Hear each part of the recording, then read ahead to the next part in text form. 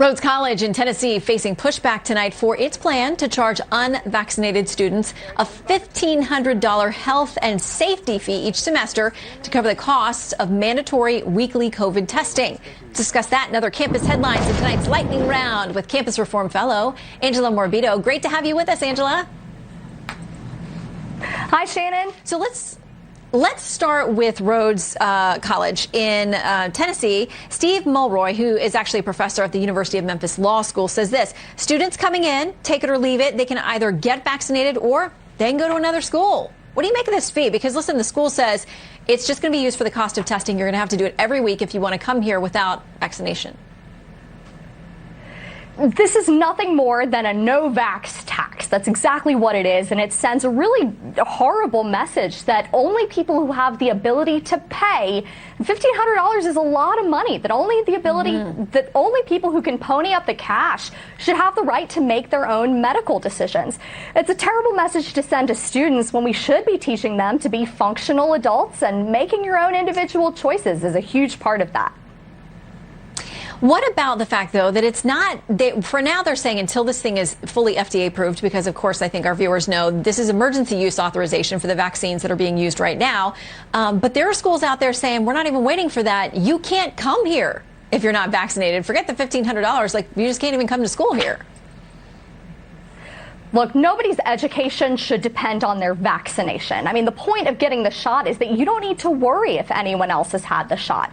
And you look at governors who are taking a stand. Most recently, Governor Doug Ducey out in Arizona signed an executive order saying, hey, no public college in the state may require a vaccine or require a mask. He's the first in the country to go up against both. And I think he set a precedent that more states are going to follow.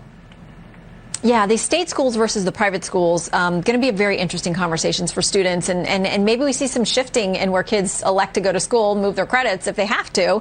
Okay, so I want to talk about this next headline. The Department of Education this week, under the Biden administration, making an important statement. The USA Today describes it this way. It says, the rights of transgender and gay students are protected at school by Title IX. President Joe Biden's administration said Wednesday the announcement comes during a national debate over whether transgender athletes should be allowed to compete in sports that match their gender identity. So there's a lot of conversation about how far this Title IX decision is going to go. And if it is going to bleed into the athletic realm, where does it leave schools then? It really paints schools into a corner, and it gives them the decision of, hey, you can either protect women's sports or and risk losing your federal funding, or you allow biological men to play women's sports and you know you're safe. That's a risk no school is going to want to run. And Title IX has stood for 47 years. It's been protecting women's sports. Now, all of that has been undone by the stroke of a pen. So ADF attorney, the Alliance Defending Freedom, which takes on a lot of these religious liberty cases, Christiana Holcomb, who is an attorney we've had on with us, she says this: Title IX exists precisely to ensure that women and girls have equal opportunities in education, including in sports. Girls and women deserve better than having their opportunities stripped away in service of harmful ideology. I mean, that's her conservative take on where this is going to go. But what you say, it sounds like you think that most schools are just going to get in line. Do you think there will be any to step up and say, we can't do this? It doesn't align with our mission as a school. There will always be the few and the proud, especially private schools at religious schools. But at the same time, you know, the department held Title IX hearings last week, and campus reform has been tracking this. We got to hear, just like the department did, from members of the public.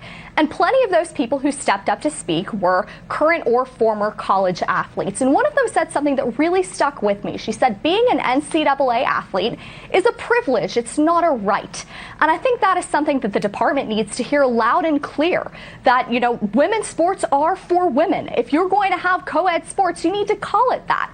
Otherwise, it's just an insult to women and female athletes who, no matter how hard they train, no matter how hard they work or how dedicated they are to their sport, you just cannot overcome the innate physical advantages of being in a male body. All right, Angela, a lot to track out there in the world of education, and so much of this policy gets down to those decisions and statements at the federal level and from these agencies and how that impacts these schools. Thanks for filling us in. Good to see you. Thank you.